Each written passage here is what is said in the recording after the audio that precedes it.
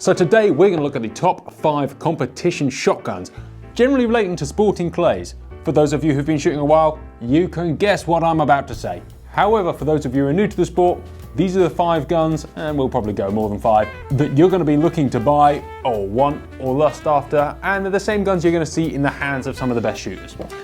Let's go. We'll get the obvious 2 out of the way first. The Krieghoff K80 and the Perazzi High-Tech. The Krieghoff K80 is a bomb-proof, amazingly well-built, German-engineered, designed and constructed shotgun. They're used by some of the best shooters in the country and worldwide. They, much like Perazzi, as I'll go on to say, come in many shapes and sizes. So it's not a cookie-cutter gun. You can't just go and pick one off the shelf and be amazing with it like that. You are going to take a little bit of a while choosing the right one for you. So perhaps not the best first gun, but you know, it's probably the best first gun. It's going to be epic. It's a K80. They're great. This gun is quite a lot of money. This gun retails for £17,000. They start all the way from basic, plain and unengraved, all the way through to some of the most beautiful guns you'll ever see. Depending on your budget, depending on how long you want to wait, and depending on your imagination. Much like the Perazzi that follows it, the Perazzi High-Tech has become one of the most popular competition clay guns on the circuit. If you don't believe me that it's worthy of this spot, go and ask Lloyd. He'll tell you all you like. 99% of people don't care, and the 1% of people who do you don't want to be friends with. They're an Italian-built shotgun and have a lot of hand finishing and handwork that goes into them. They're really romantic, they're lovely to shoot for the most part. Go and check them out. With both of these guns, they have obviously been made with various iterations for quite a while, so you can buy older models for quite a lot less money.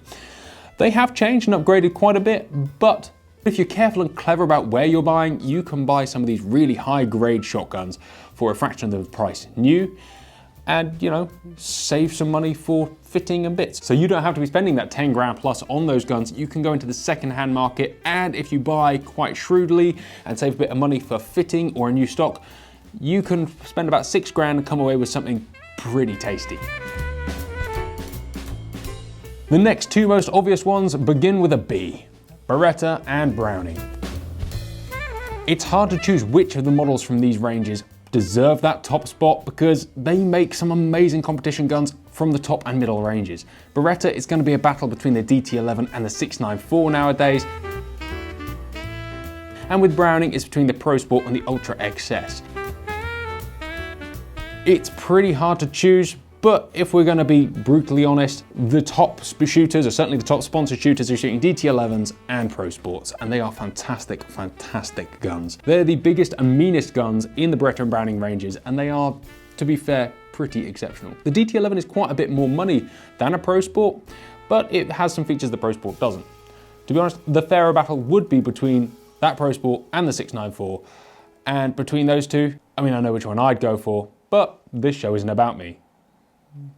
Oh wait.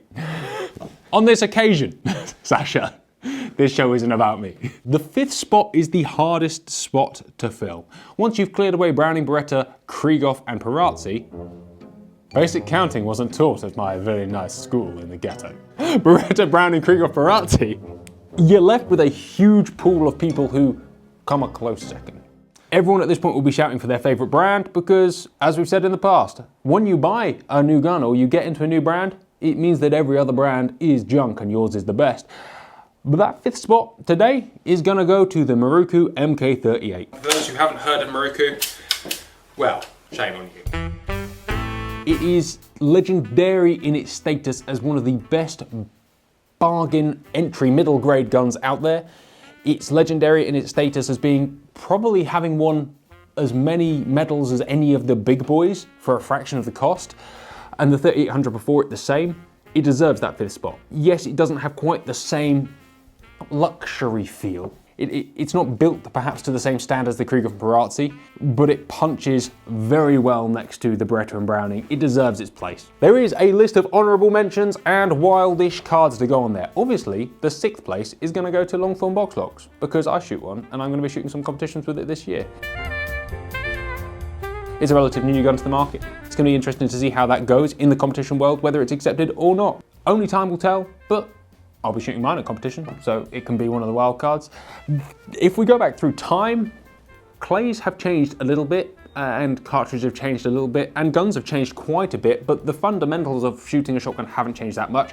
So the Winchester 101 probably deserves a spot in there. The Browning A1 definitely deserves a spot on that list. You know, back in the 80s, those guns dominated everything. Boys were holding those guns, absolutely smashed it.